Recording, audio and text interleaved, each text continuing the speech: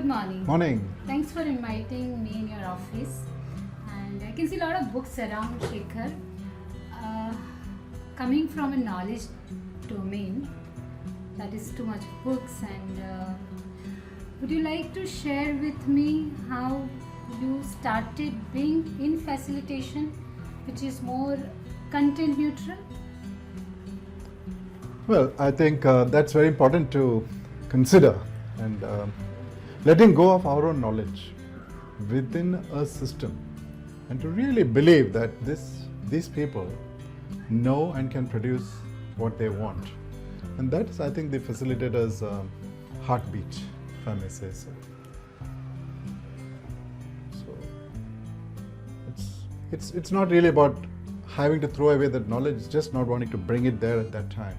And really knowing that these people have the implicit, tacit knowledge to do whatever you're asking them to do. That's fun, great fun. Yes.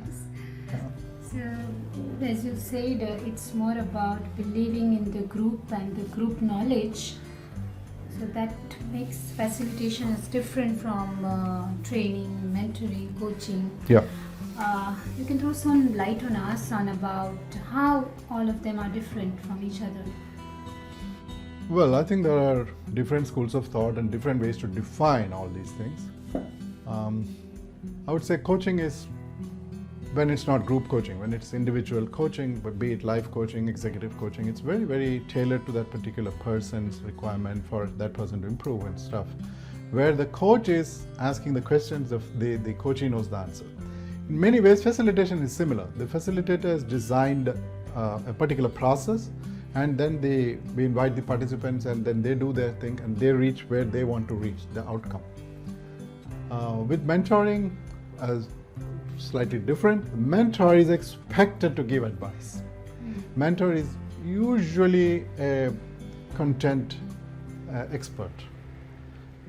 And what else? Trainer. Trainer is training. So a trainer trains usually for skills, for attitudes maybe, but essentially for skill. Whereas the facilitator is not into really any kind of training in that sense. Facilitator takes a brief from the client, understands what the group is trying to do, and designs processes that he or she imagines will be useful for the team to go through and come up to where they want to be. So somewhat this is what I understand, at least. And it's fascinating. All these things are what we can call as the helping professions, and they are all important and they all have their roles. It's necessary to choose. Is this a training situation? Is this better for facilitation? It could be psychotherapy sometimes. It could be counseling. It could be something else altogether. Maybe you need to change the system. Maybe you need to change some simple rules and processes. Maybe it's to do with the structure of the system. So I think it's very important to make sense of what is the situation and then choose which therapy you want to go with, whether you want to choose facilitation or training. I think that's very, very important. As I have been knowing you, you're a system thinker. And is it possible to incorporate facilitation process into system thinking? In fact, it is not possible to exclude it. Whether you know it or not, facilitation is always done in a system. And I think people do eventually pay attention to the system and what is happening in the system. And I think it would not be inappropriate to call almost any facilitation process happening to be non-systemic. If it is non-systemic, it could be training, perhaps. So you can't take systems thinking out of facilitation. And the better you are aware of, the better you are as a facilitator, I would say.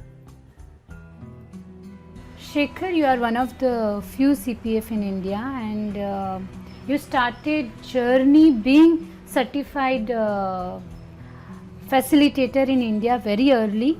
Would you like to share something to the aspiring CPFs in India? Yeah, now, yes, there are few CPFs in India, and I am sure that the community is going to really become big in the time to come. Aspiring CPFs, I myself was an aspiring CPF not too long ago. I mean,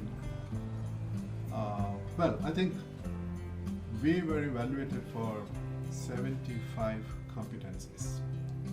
And I think that was the real soul of the whole CPF journey, to be preparing for these many competencies, to really, we really work hard for that. And I think my message for the aspiring CPFs is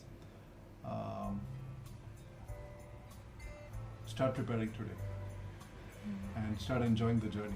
Get as much practice as you can get. Talk to us, talk to the community. IAF facilitation fee. Take as many opportunities as you can to be with where the events are happening. And most importantly, value the extraordinary power of facilitation and how you can make those designs happen and work for your participants. That's really important. I think that's what's very important. Enjoy that. That's wonderful. A lot of insights from your sharing. And before we sign off, anything else that you would like to share to us being in your journey of facilitation, and maybe something that have touched you deeply being in the process of facilitation? I think that it would be great if everybody in India could become a facilitator. Sincerely, I think just really to understand what it means to be a facilitator, how we can facilitate. Facilitation means making things easier. So why wouldn't anybody want to make things easier? And I think it's a terrific profession to be in. I think it's a noble thing to do. I feel grateful to be in this space. And as far as my dreams are concerned, I think that I would like to evangelize facilitation, not only in India but everywhere in the world. Tackle difficult situations, circumstances with facilitative processes, tools, methodologies. Have a great community of facilitators doing stuff.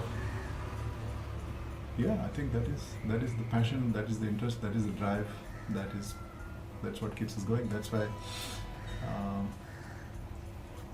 What can I say? That's what keeps me moving. Thank you. Thank you, Sekhar, for giving your time. I really enjoyed being with you, knowing more about the facilitation. Thank you for listening to us. I hope this adds value in your life as well. Thank you, Sekhar.